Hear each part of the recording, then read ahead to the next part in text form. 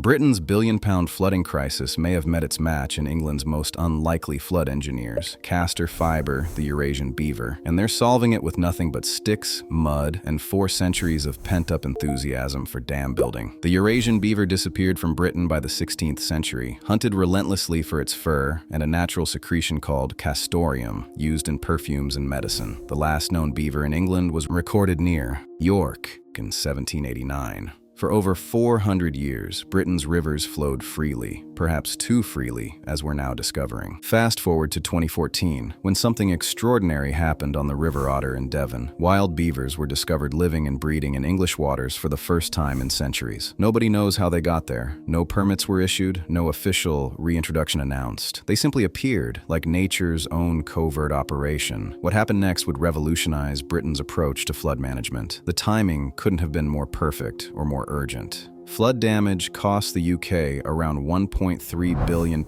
annually. 1 in 4 properties remains at flood risk. In 2024, storms Babet, Ciarán, and Hank alone caused over £560 million in insured losses.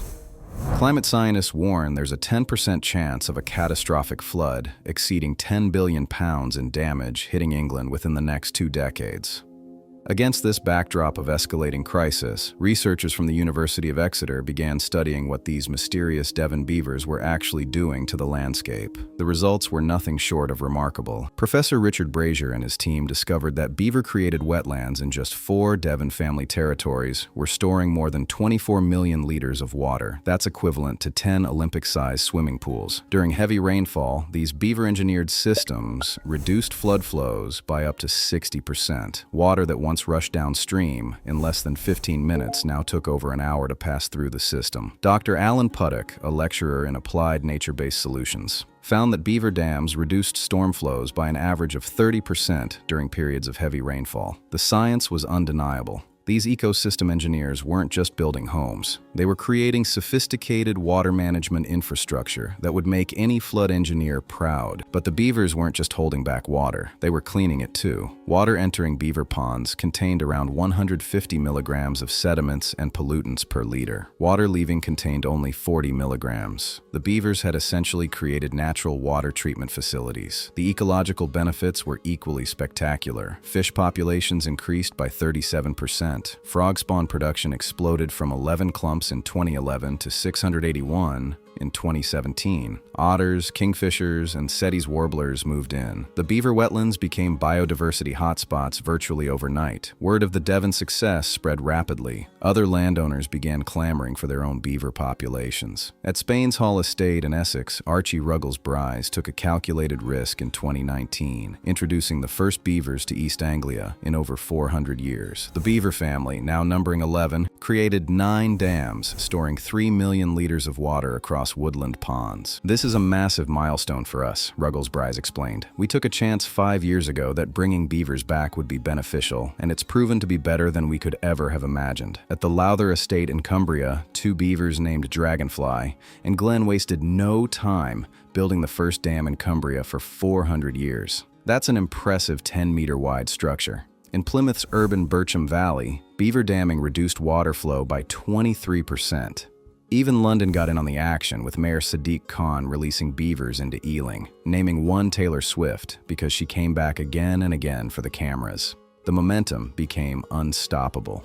In August 2020, DEFRA, the Department for Environment, Food, and Rural Affairs, made a historic decision. The Devon beavers could stay and spread naturally. It was the first legally sanctioned reintroduction of an extinct native mammal to England. Natural England, the government's conservation advisor, worked closely with stakeholders to develop the licensing framework.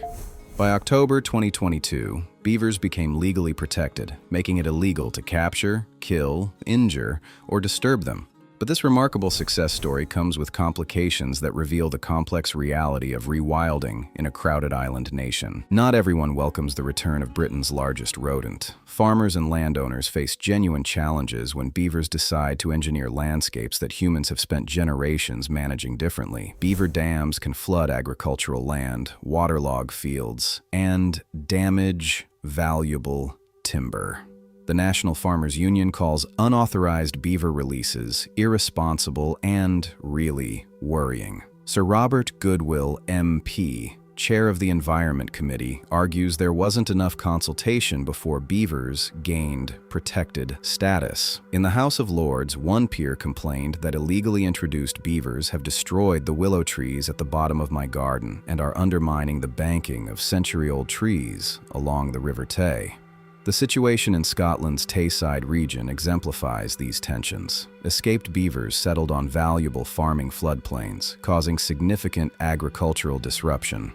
The conflict eventually required management through culling and translocation licenses for farmers suffering substantial damage. Yet even amid these challenges, the evidence for beavers as natural flood managers continues mounting. The Environment Agency, for the first time, has officially recognized beavers in their Natural Flood Management Directory. The agency's £25 million Natural Flood Management Program now incorporates beaver-based solutions. Meanwhile, underground activists have taken matters into their own hands. Under cover of darkness, they're conducting what they call beaver bombing, secretly releasing beavers across Britain. One activist, identifying himself only as Ben, describes it as essentially God's work, undoing centuries of ecological damage. You don't want to be caught with a box of beavers in the boot, so you have to be quite quick, he explains, highlighting the covert nature of these operations. This guerrilla rewilding has established wild beaver populations across all 9 English regions, with current estimates exceeding 1,000 individuals. In Kent alone, around 200 beavers live largely unnoticed in lowland areas.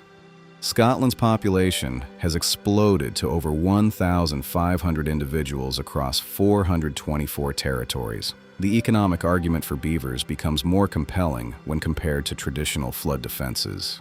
The government is investing £10.5 billion in flood defenses between 2024 and 2036, part of what they call the largest flood defense program in English history. Cost-benefit analysis shows that while every pound invested in flood defenses prevents around 8 pounds in economic damage, beavers provide natural flood management that evolves and regenerates without ongoing maintenance costs. In the Czech Republic's Bardy protected landscape, beavers saved local government €1 million by building a dam exactly where flood prevention was needed. British researchers argue that beavers could deliver similar cost-effective solutions here, addressing flooding, drought, biodiversity loss, and carbon sequestration simultaneously. The cultural impact has been equally significant. Local economies have embraced their new residents with beaver-themed greeting cards, beaver beer, and beaver-featured menus. The debate has become so mainstream that BBC radio drama The Archers featured a storyline about beaver reintroduction.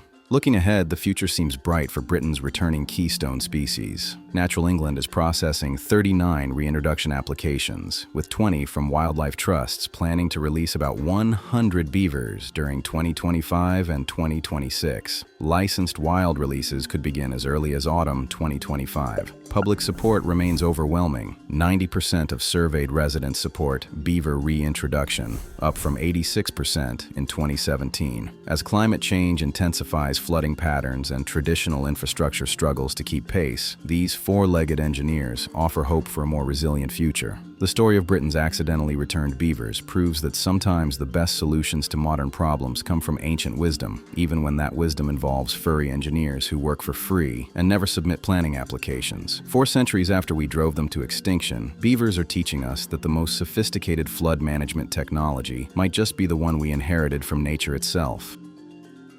Rewilded covers stories like this, nature coming back in places people least expect it, backed by real research and real numbers. Subscribing takes 2 seconds, and it genuinely helps the channel grow. Drop a comment and tell me what surprised you most about this one. I read every single one. See you next time.